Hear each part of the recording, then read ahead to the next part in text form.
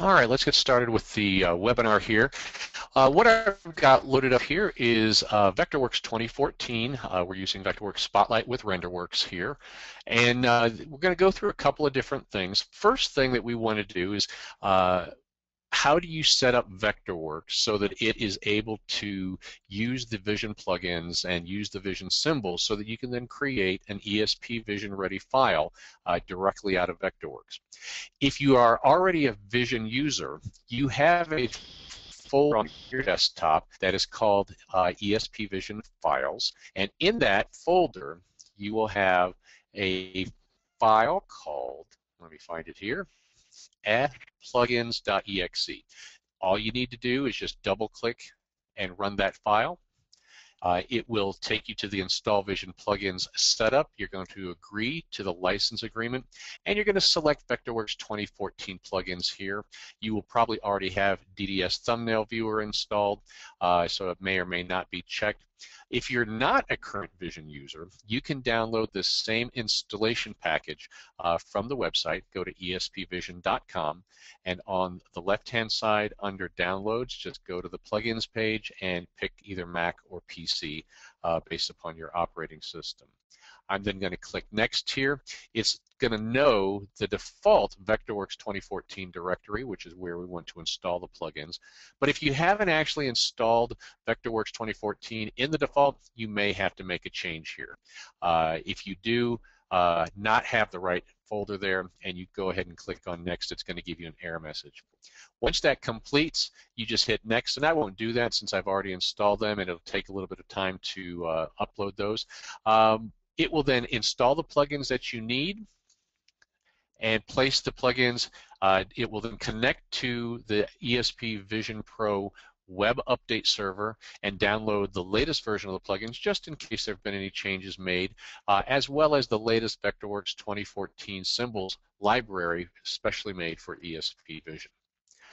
Once you do that, you can walk into your Vision or your Vectorworks folder, and all we have to do, this is a one-time configuration, is we're going to edit our workspace so that we have an ESP menu item here at the top. The way that you do that, you go to Tools.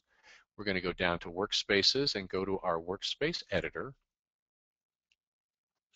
I'm going to edit my current workspace, so I'm going to just hit OK. Here we go. So the first thing we're going to do is we're going to drag a new menu item over here, and I usually put mine just above Window here. And you click in it once, and we can just type in ESP. And then you'll notice on the left-hand side, you've got available plugins under the ESP Vision logo. And I'm just going to single-handedly drop each one of these three guys over here to the right. I'll hit OK. And you notice that Vectorworks will update my workspace so that ESP now is a menu item up here at the top, and my three plugins are available. So you need to do this, like I said, just when you first go to Vectorworks 2014. Second thing we want to do is we want to go and add the symbol library as a favorites file to our resource browser. The way you do that is you have your resource browser here, and we're going to add a new favorite file. Open up your Windows dialog here. You can go directly here to the shortcut for ESP Vision Files, and if you look in the stock folder, STOCK, you will find an ESP Symbols 2013 and an ESP Symbols 2014 file that you can add to your resource browser as a favorites. For Mac OS X users, that will simply be at the Applications Vision folder level. There's not a stock subfolder there for the symbol library. And then once you do that, you have the ability and the capability of seeing all the different ESP symbols for Vectorworks 2014. And we'll be using those extensively in today's webinar. There is one other configuration that you can go through, which is completely optional, and that has to do with changing the way Vectorworks and Vision map certain fields, unit numbers or channels and dimmers and things like that. That's fully documented in the forums for ESP Vision, so I'll just let you go find that and take a look at that if you want to map things differently. And I'll point out where the mappings occur within the products as I'm doing the webinar today, so you'll know where it is that you may want to make some changes. So the first thing that we're going to do here is we're just going to start with a completely empty scene here, and what we're going to start with is I'm in my top plan view, so I want to create my stage, and we're going to be highlighting and hitting certain tips and tricks that even if you're not a Vision user or don't use Vision on a regular basis, is going to help you be able to prepare a Vectorworks file in the fastest, most efficient, and actually a few tips that will actually maybe make your life a little bit easier as well. So we're going to start by creating a 40 by 25 foot stage, and the way I do that is I'm going to go up here to my basic tool set, and I'm going to grab my rectangle tool, and I'm just going to draw a box and get it fairly close. It's going to be, like I said, 40 by 25. I can go over here and I can make the width 40 feet, and I'm going to make the height, in this case, which would be how deep this is, 25 feet. And it creates my rectangle here. Now, just a couple of things here. You'll notice that right now it's kind of sort of almost at 0, world space, but I'm going to change my position to this downstage center position. A lot of people will put their center line right in the middle of the stage, but they'll put it also right in the center of the stage. I prefer to have my center line at the downstage center edge, so I'm just going to make 0, my positioning. So here 0, is, you'll see here, and that's my downstage corner, or I'm sorry, my downstage center point. The neat thing about this then is I don't ever have to worry about math from this point forward. If I'm going to put a riser and I know that it's 15 feet back from the downstage edge, I don't have to go, well, my center point is 6 feet, and then so I've got to go 6 minus 15, so that's 9. And anytime I start doing math, it's just not a pretty sight. So if you can make your life as easy as possible, that's the way that I like to do it. Avoiding math is a great object. So we've got our downstage edge 0, right here. And now to create this stage, I'm going to extrude it. So I'm going to hit the Control or the Option key on the Mac and hit E for my extrude. Here's another little tip. I'm going to extrude this into the negative space. So I'm going to extrude it a negative 48 inches so that my top of my stage is actually at 0 world space as well, my 0 world plane. So when I'm doing trim heights for my truss or for my set pieces or anything like that, once again, no more math. So if you go here, you can see that we created our very basic square stage, rectangular stage.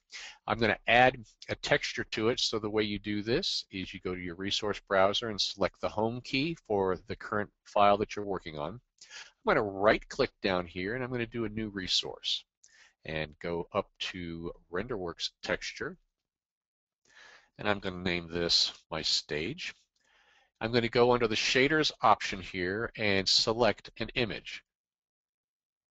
Brings up a dialog that allows us to pick out different sorts of JPEGs or PNGs that you might have in your library.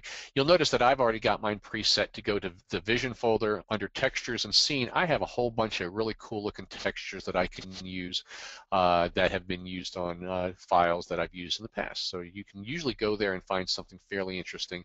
In this case, I'm just going to make this a concrete stage, so I'm going to use that gray concrete. And it asks me if I just want to, tile it, if I don't, if I want to change it, flip it around. I'm just going to accept the defaults there. Now this is where it kind of gets interesting. My stage, remember, is 40 feet wide. So I don't want this to be 1 inch because that's going to be so repeating that I'm really going to lose any of the character of the texture. So I'm just going to make this 10 feet. And what that then does is when it applies this texture,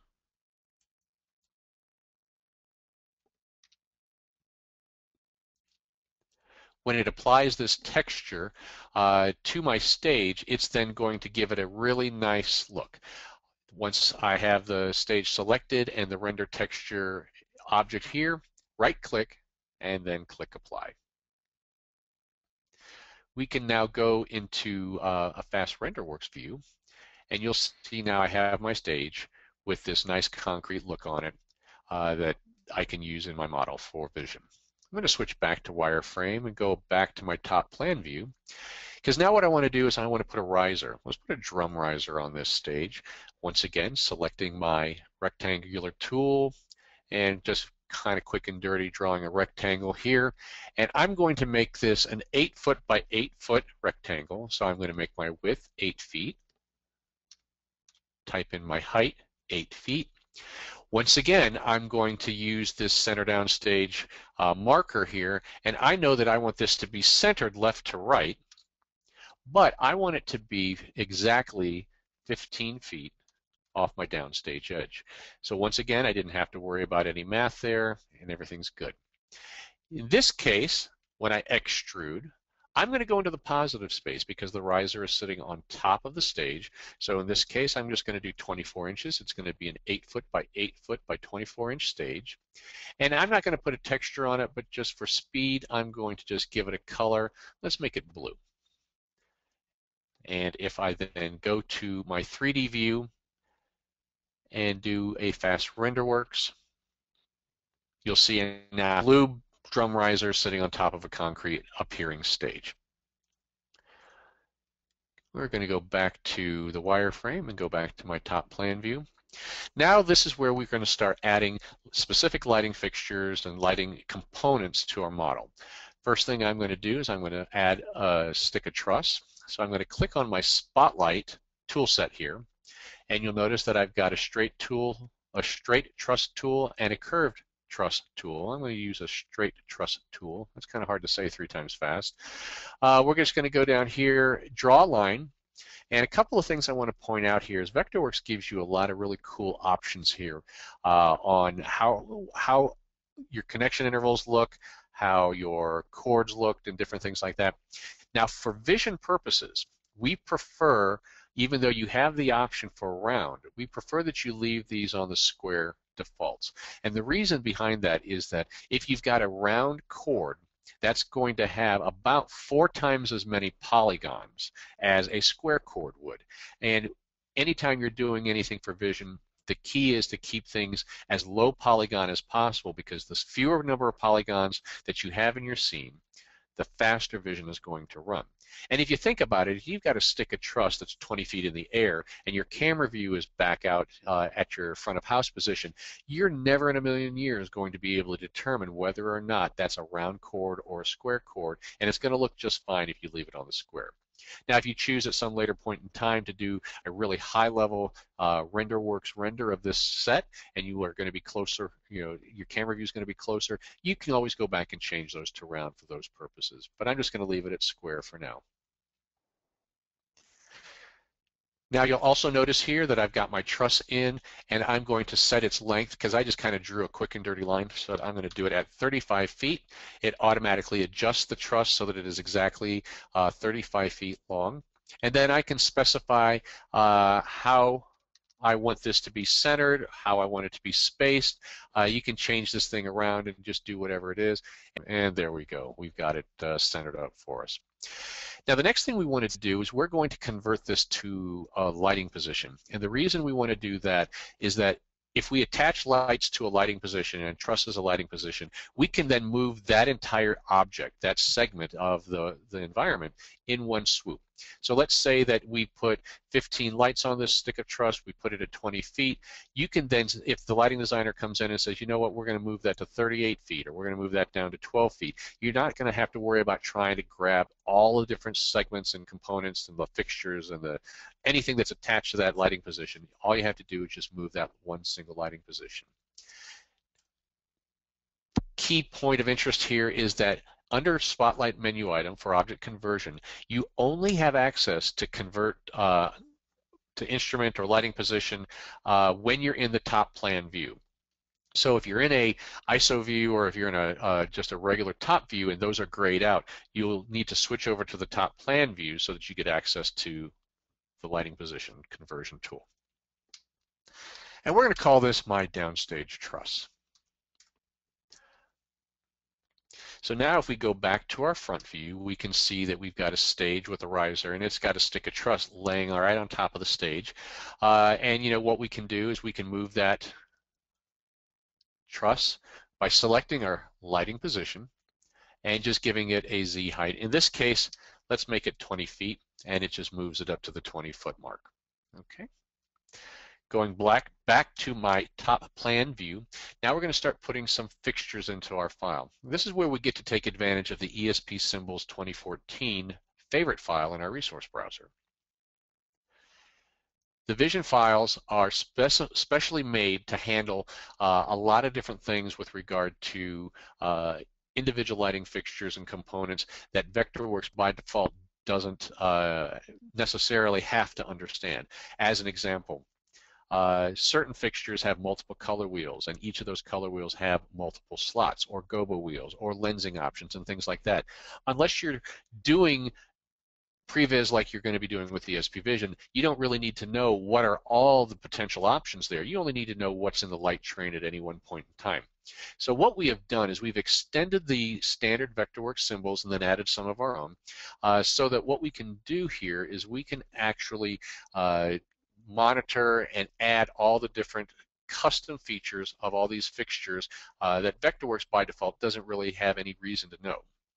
So let's start off by going into the Verilight folder. And I'm going to grab the Verilight VL3000 wash. It's a very popular lighting device at this point. Now I'm going to double click on it and point out a couple of things. First thing that it does is it does make this my active symbol. It also highlights the Vectorworks instrument insertion tool so that it knows that when this symbol goes into the scene, goes into the model, it's going to be a lighting device. So what I'm going to do is I'm just going to click here a couple of times. If I click the first time, it puts the symbol in and then allows me to rotate it, and I can just kind of click these things around. And I really only want 4 there.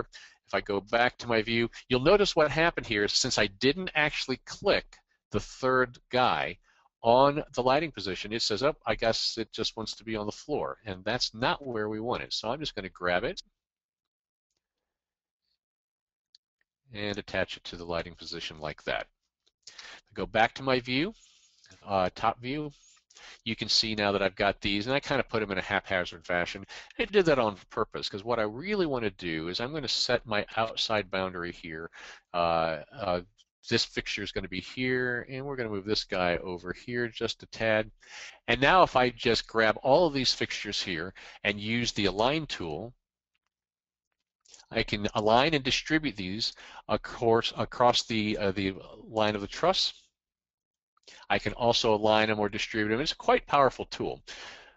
And there we go, and you'll see that it cleaned up my sloppy work for me, got all these guys exactly where they needed to be so that we can continue with our work. I've just switched over to the top plan view here so that we can see the 2D model that we were working on.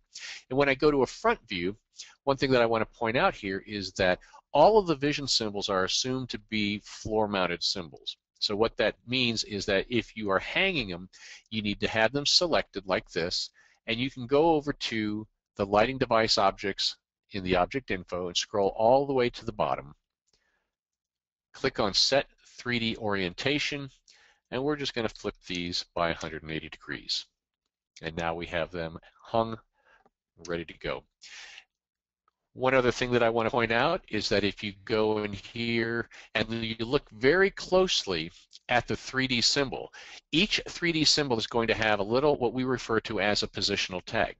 This is very important for your electricians to know where this positional tag is on your fixtures as well as what it represents. In Vision, the positional tag almost unilaterally is referencing the power tail. There are a few chances in situations where you might see something different, but it will always be defined for you when you go up under ESP and click on your Edit Vision Data dialog. When the Edit Vision Data dialog comes up, you'll notice here on the page, the general page, you have, in this case, positional tag represents tail, as well as a number of other pieces of key information that you might find interesting related to that specific fixture. It also gives you the ability to, as I was talking about before, extending or modifying some of those extended parameters. As an example, this has a color wheel that has 6 slots, and here are the factory defaults for any of these colors. However, if I know that I'm going to be changing those colors, I can always just bring up the color picker for that slot, and you'll notice we've got all the usual suspects. We got Roscoe and Lee and Martin and Gam, and we can just go down here and say, you know what, in this situation, this guy's actually going to use R360. It shows me a preview as well as its RGB, or I can select a custom color that I haven't used before, and then just hit OK. It then changes that to the belladonna rose, and I can hit OK.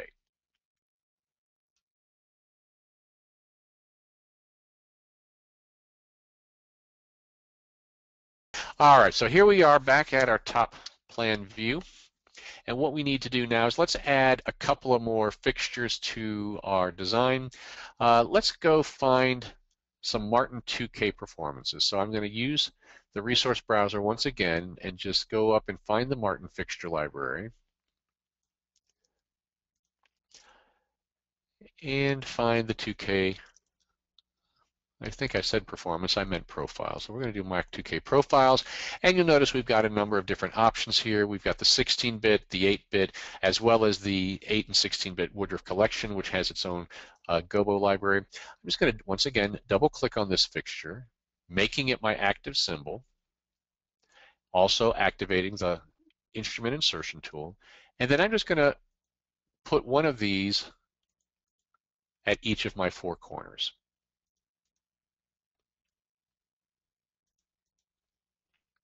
All right, and then one last thing that I want to do is let's put a couple of conventional fixtures up here on my downstage truss. So I'm going to find ETC as my manufacturer and scroll down to my source for LECO, and here you'll see all the different lensing options. I'm going to grab a 19 degree once again, and I'm going to put one here, put one here, and put one here. So now we've got a very basic lighting plot that has 4 wash lights, 4 spotlights, 3 conventionals, a stage that's 25 feet deep by 40 feet wide, an 8-foot by 8-foot riser kind of right down in the upstage area there. And so that's a good starting place for us. Now, Vision doesn't really use the label legend too much, but for those of you that need to create your plots and pass those on to an electrician that's going to make this happen for you in the real world, let me just kind of show you in case you're not familiar with the label legend. We're going to go into the Spotlight menu option, go down to Label Legend, go to the Label Legend Manager, and once that dialog opens, we can show you some things there. Now, right now, my model doesn't have any default label legends set up, so I'm going to add a new one, and this one's going to be called my movers, because I'm going to use a different label legend for my moving lights versus my conventionals. And the pieces of information for me that are important, I'm going to have a unit number, and I want the unit number to be inside a rectangle. I want the DMX channel, and I want that to be inside a hexagon, and I'm just clicking on the container type. And then the universe, I'm putting inside a circle. And for my model as to what I want, I can select any of the fixtures. And since this is a moving fixture symbol library or a label legend, I'm going to select one of my movers. So I'm going to hit OK. Now I can make this active by simply clicking it here, and I can edit my layout now. So what I've got now is what my symbol will look like, and here are the 3 fields that I'm going to be using over here. Now I work in kind of a weird one-to-one world, so all of my stuff needs to be huge. So I'm going to raise that up to 144 points, and I'm going to grab my unit number, and I'm going to put unit number down here. I'm going to put channel to the right, and I'm going to put universe to the left, and then I'm going to exit. I also want a label legend that's going to have my conventional information, because it has a little bit different piece of information that is going to be necessary for my engineers to know, and that happens to be if there's a gel or a gobo or anything like that. So once again, I'm going to go to my label legend. I'm going to do my label legend manager, and I'm going to add a new conventional label legend. And in addition to having the unit number in a rectangle, my channel in a hexagon, my universe in a circle. I want color in a triangle. All right. Once again, it has picked the ETC source for my model, which is perfect for this. Make it active, edit my layout, and now once again I have an ETC source for LECO, and I've got the 4 fields that I want to use, and I'm going to make them big again. And the only difference between the way that I set this up and the way that I'm doing it for the conventional is that I'm adding the color at the end there so that we can see what color it is that this fixture may or may not have included in it. I'm being a little sloppy there, but that's cool. Now that I've actually created my 2 label legends, I can assign label legends to any of these fixture types that I want. So I can just grab this guy, hit the Shift key, and select the other 2. And now I'm going to go to Label Legend and tell it that I want to assign the conventional label legend to my instruments that are selected. I can hit OK, and you'll notice it immediately drops in the containers that we talked about. The containers are going to hold the information that we ultimately are going to place in our patch information and our object info. And then I can grab all the other ones as well and select those. There's some really cool tools that Vectorworks has added over the course of the last couple of versions, and one of them is Find and Modify, and I use this all the time. And I'm going to go here to Find and Modify, and I'm going to say find all moving lights whose selection status is false. So that's basically going to get every moving light that's out there. And it's telling me that there's 8 objects here that are going to be affected by this. So I'm just going to say just select them. You'll notice that it has now selected just those 8 objects. I can now go here to my Label Legend Manager, assign the legend to my mover instruments, and now I have all of these with just the 3 pieces of information on my 2D label legend. Now, as you can see, all of that information is empty, and we'll be adding some of that information in just a second.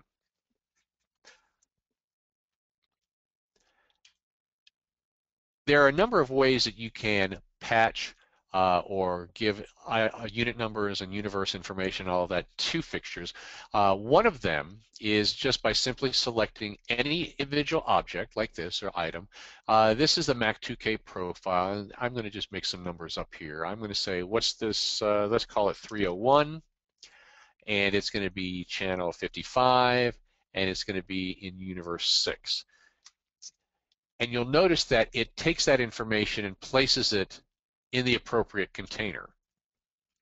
What I also want to point out is that when I go up here under ESP to Edit Vision Data, that the Edit Vision Data dialog is updated with this information. So there's no need for you to duplicate any of the information that you are entering here or entering here. And it is bidirectional, so if we wanted to change this to channel 25, you'll notice that over here it immediately changes that channel number to 25.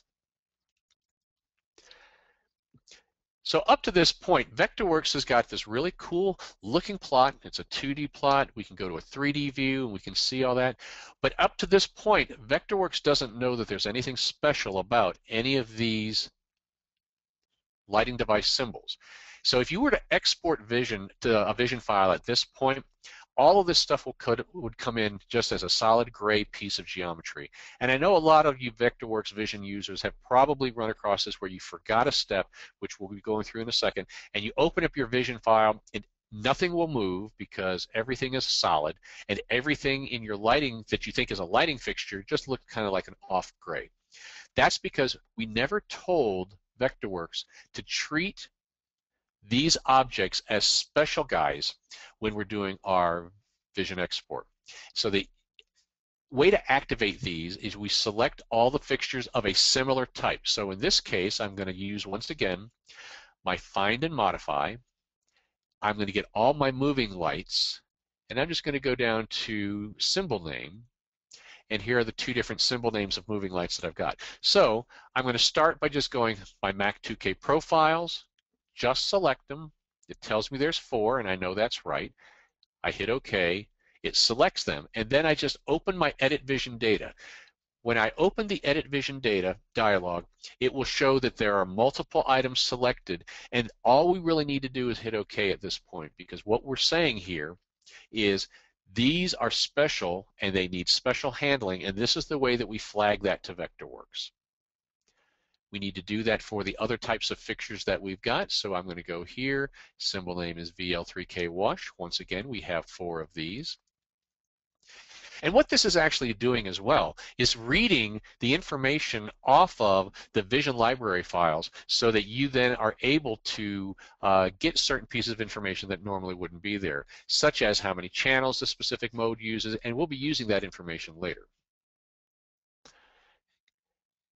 Verilight 3K Wash, multiple selected, clicking OK. So for the conventionals, since we've only got 3 here, I'm just going to hit each one of these and selecting them, hitting the Shift key. Now you'll remember that I already opened the Edit Vision Data for these in the past, but I'm going to open them up and we're going to give them each a new gel. So when the Edit Vision dialog box opens, we'll have the ability to add gobos, colors, changing attachments, things like that. First thing I want to do here is I'm going to go to my color wheel, and instead of it just being an open white, I'm going to change the color here, and I'm going to find a nice CTB. Horse light blue, that's close enough. I also can hit OK here, and it would then record all those changes, but I can also change lenses. I can add different types of attachments, scrollers, twin spins, different types of objects that are available to you, but I'm not for this particular one. I'm going to hit OK. And then finally, I want to put one lone gobo in this middle one. So I'm going to go here to Edit Vision Data, go into my gobos tab, and I'm going to find, let's use this 4 boxes. Interesting thing about gobos, they can be any sort of JPEG or PNG. All you need to do is just place them in the Vision Gobos folder and you'll have access to them in any of your lights. Now that we have added all the different Vectorworks components, the label legends, and activated the fixture types and the symbols for vision use, one of the things that it actually did is if you select one of these and scroll down, you'll notice that the field number channels has now been populated with 16. That's because this that activation process actually goes out to the Vision library, and for this mode of this fixture knows that it uses 16 channels. So we now have all the information that we need in order to be able to do all of our patching and all of our numbering for our entire rig. I'm going to start off here like we did before, and I'm going to once again use the Find and Modify tool, and I'm going to select all my VL3K washes. These are moving lights with the symbol name of VL3K Wash, and I'm just selecting them. And you'll notice that it grabs these 4 fixtures here. I'm now going to use the Number Instruments tool, and I love this tool because it allows you to do so many things in one pass. It just really speeds up the whole process. First thing we're going to do is we're going to make sure that all of these fixtures are in Universe 1 with an increment of 0. So we want them all to be in 1s. We're going to give them a unit number starting with 101 and an increment of 1, so to go 101, 102, 103, etc. And then finally the channel is going to start at 1, but I don't know 16 all the time. I happen to know it this time, but I'm just going to say use that field right there to figure out how many channels each fixture needs. And then I'm going to go and do it from left to right. And when I click OK, you'll notice here as I scroll in, now I've got this is fixture 101 and my label legend, starting with Universe 1, Channel 1. This is Universe 1, fixture 102, Channel 17, and so forth. Now what I'm going to do is let's go ahead and do the Verilight fixtures that are on my, the Martin fixtures that are on my corner.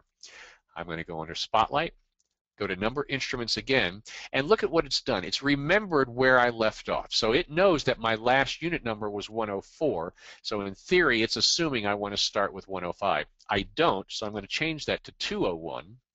It's also remembered universe 1, and it's remembered that my next channel would be 65 using the number of channels in this fixture. Now you'll notice I don't have any of these selected, so my only option is manual. So I'm going to go OK, and it's just telling me I can select the instruments in the order that I want them patched, and once I'm done, I just click into any white space, and that will turn off the tool. I hit OK. I'm selecting my first Mac, my second one, come down here. You notice how it highlights in red, indicating that it's about to be selected. And then when I just click into the white space, the tool turns itself off. And if I scroll in here to my label, you'll see that once again, this is a fixture that's at universe 1. It's fixture number 203, and its DMX channel is 113. And then the last thing we need to do here is the 3 conventional fixtures, and I'm just going to shift and click on each one of these. Using the number instruments, I'm going to place all of these in universe 2 just so that they're someplace else, and these are just going to be numbered. Let's start with 301, and we're going to start them at 1 using the number of channels and left to right. I can hit OK, and then it updates the information that we need. Universe 2, channel 3, fixture 303, and it's got Lee 161 as the color. So that's basically how quick and easy you can just build a very quick and dirty lighting rig. You can plot out all your fixtures, all of your trussing, as well as using the numbering tools that Vectorworks provides to very quickly and easily add the fixture numbers, the unit numbers, and things like that. Now, there's 100 different ways that you could do what we just did, but I found from my personal experience that this is the way, the order of doing it that works best for me, and also make sure that I don't forget any steps. Last thing that we want to do, though, here in Vectorworks before we move into the vision side of things is I want to add a video screen. And I'm actually going to add 3 video screens. So I'm going to start off here going to a front view, and once again going to my basic tool set. I'm just going to grab the rectangle tool, and I'm going to create a 10-foot by 10-foot screen by typing in 10-foot by 10-foot. And you know, we could worry about its positioning and things like that. If I go to a top view, you'll see that it's all the way at the downstage edge, so I'm just going to grab it and move it back. There we go. And put it all the way back at the, just off the stage, all the way upstage. Go back to a front view here, and now I'm going to extrude this, but I'm only going to extrude it 1 inch because it's just a screen. I'm now going to just do similar screens on either side of this. Once again, just extruding a small rectangle. And this one's going to be a little bit different size. I'm going to make this one 5 feet wide and 10 feet high. And then just nudge it up a little bit. Once again, extrude. And I'm going to copy this by hitting Control-C and paste it. Control-V, so that it's exactly the same size, and just kind of move them into place here. And using the standard Vectorworks tools, you can align these and get them exactly where you want them. But for what we're trying to do here today, that is close enough.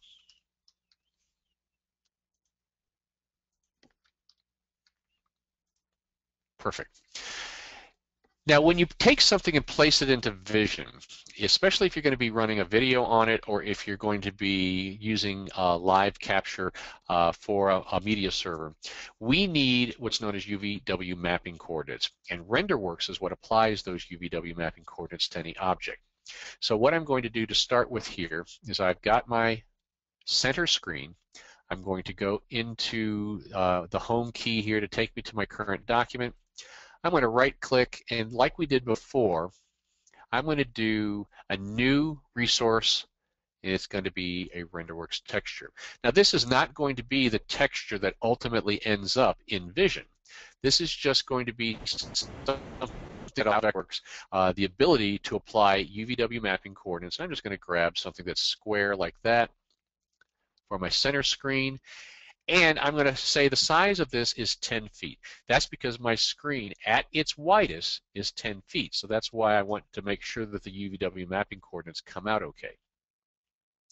And then all I have to do is apply that by right-clicking on the texture with the center screen selected and click Apply. I'm going to do the exact same thing with the 5-foot screens. So I'm going to do a new RenderWorks texture, select an image,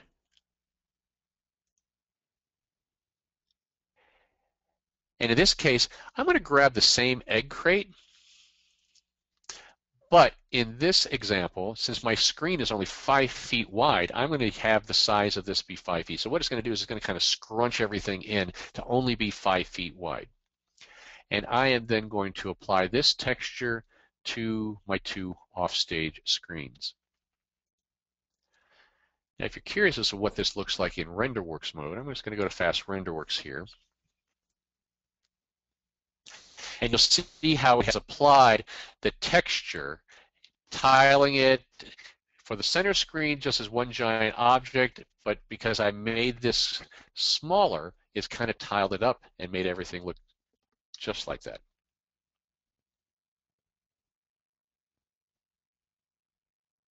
Then the only thing we need to do is let's just go back to a top plan view and grab our 2 screens here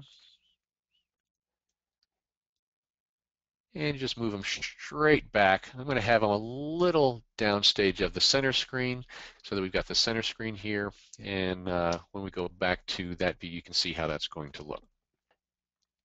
Now that we've created the geometry for the screens, all we have to do now is have to tell Vision that this is going to need, once again, special treatment. Instead of it just being a picture of a green egg crate carton there, we want it to specifically look for a video capture input.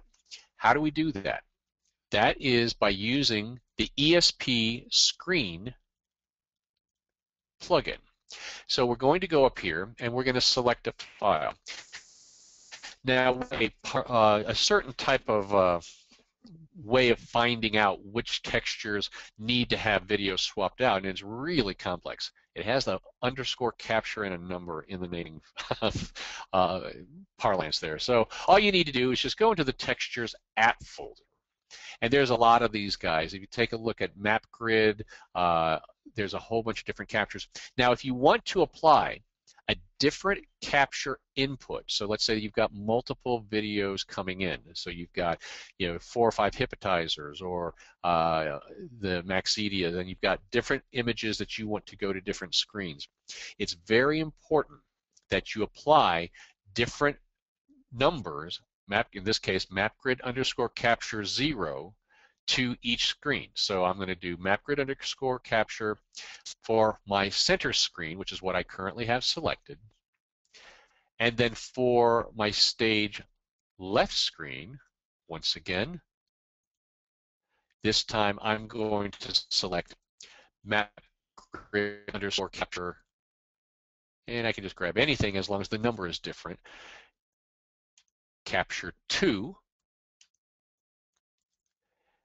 And then once again, select a different file.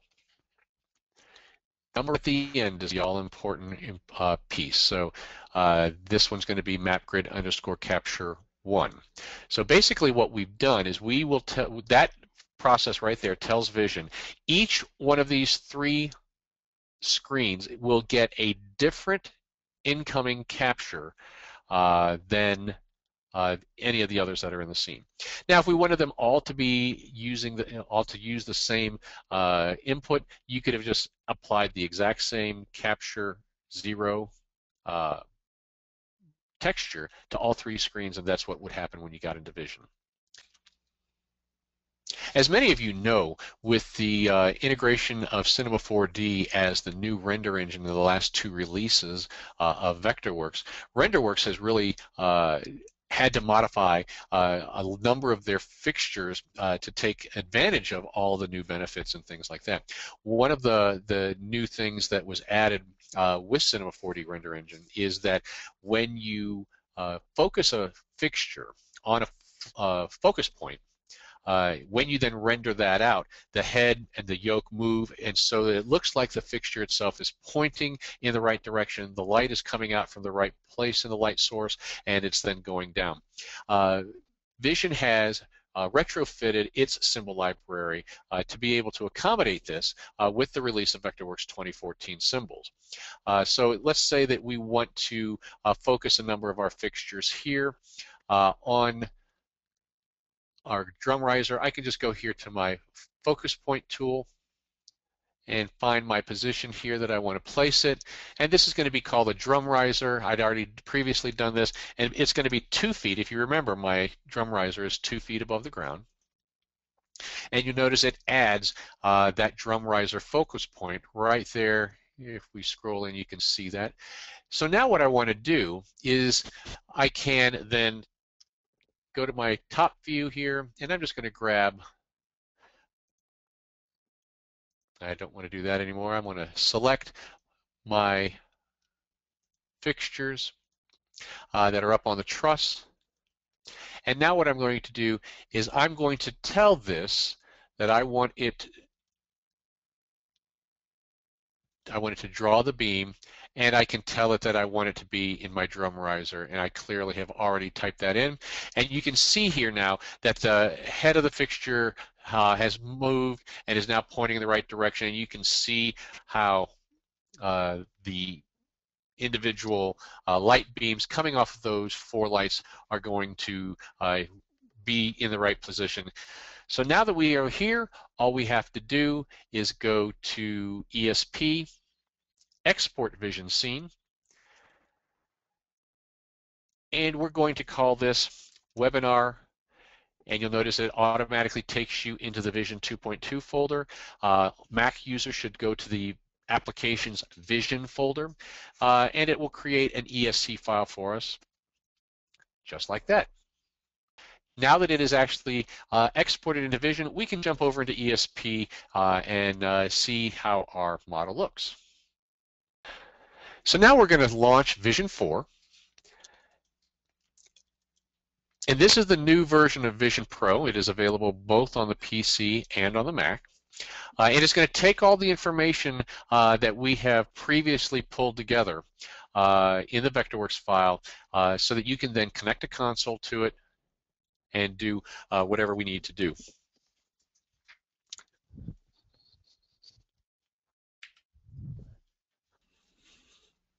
So here we have the standard Vision file.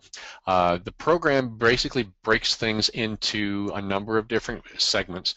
You've got the main section here, which is your visualization. Think of this as basically being your venue. When you sit down in your venue, this is what you're going to see.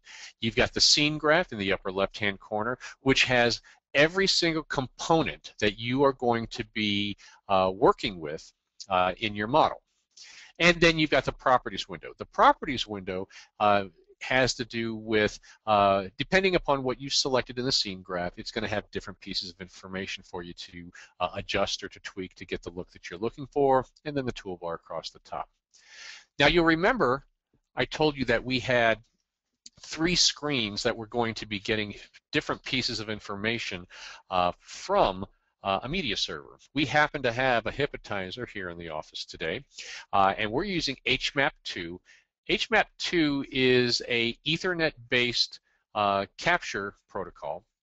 So what you're seeing here are little thumbnails of what the hypnotizer is spitting off. So you'll notice what it's asking. Remember when I said that we had the 3 different types of screens? We had Capture 0, Capture 1, and Capture 2. This is asking us, what do we want to use for capture input number 0? In this case, remember, capture 0 is our 10 by 10 center screen. So I'm just going to have it use that whole image. So I'm going to hit OK.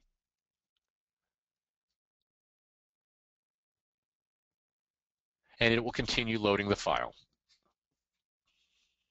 Now you may have noticed that when we were showing the hypnotizer information there, we only had to select one object. That's because we only had one video input coming in. So here's our screen, and it's actually applied that video information to all three of our screens because that's the only option. So we're looking here at the vision screen. I'm making a few adjustments here under the properties window. As I mentioned before, there are global properties that you can adjust based upon what you've selected up above. So we've got root selected here. So I've adjusted the density, the volumetrics, or the fog that's in the air. I've modify the exposure and things like that. And as I move around the scene now and I start actually turning on different lights using the console I have here in the office, you can see that we've got full pan and tilt control of each of the lights. The exposure probably is still a little high for what I would normally do, or normally use in a production type pre-visualization scene, but you know, we could adjust that down. These are the Mac 2K, I'm sorry, these are the VL3K washes, and we can bring up the Martin profiles as well. The cool thing here is that, you know, whatever the fixture will do in the real world, we test out to make sure that those fixtures respond accordingly in Vision.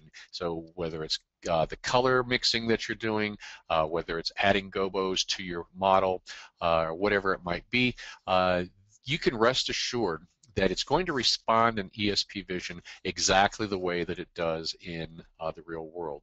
I've now taken us to a new feature of Vision Pro, which is the quad view. Now the quad view gives you a top, front, and right view by default, and then you have a user-defined ISO view. You can also specify that each one of these views can be in a solid or wireframe mode.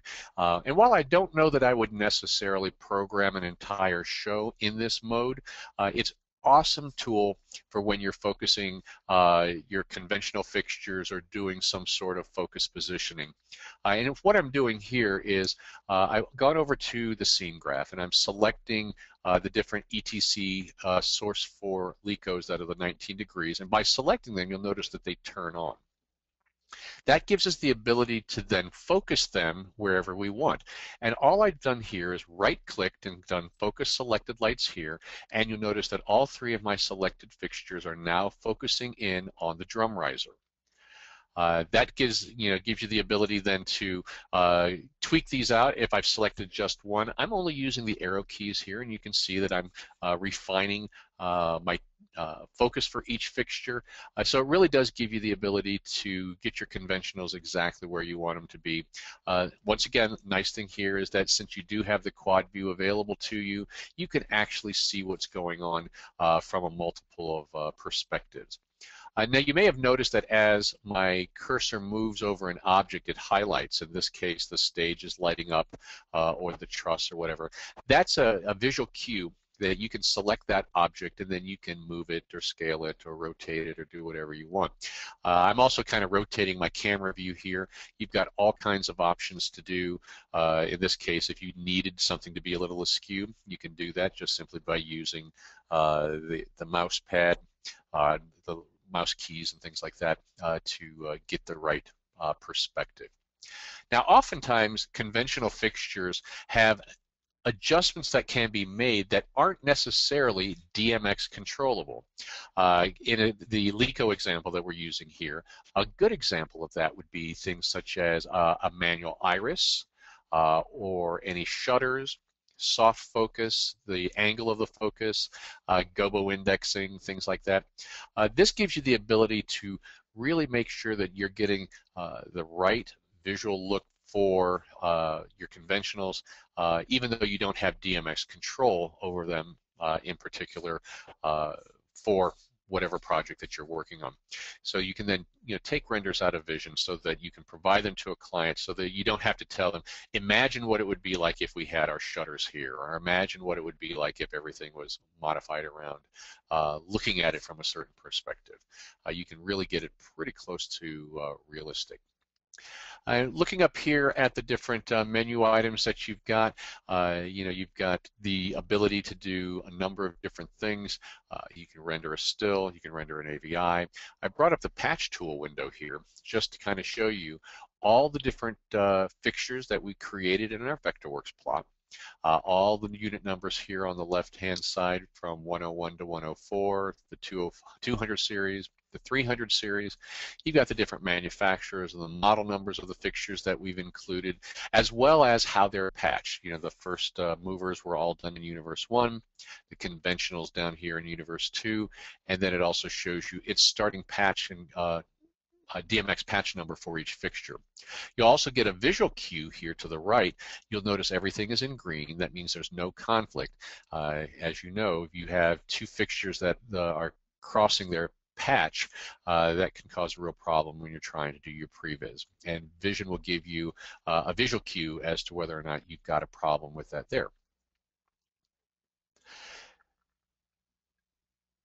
So basically what we've done here is we've brought in the appropriate information from Vectorworks into a Vision file, and just basically showed you how you can connect any source from a DMX console, brought in the media server information, in our case from a hypnotizer. That could just as easily be from a hardware capture device, such as there's a number out there from Data World and K-World and DataPath and different organizations like that.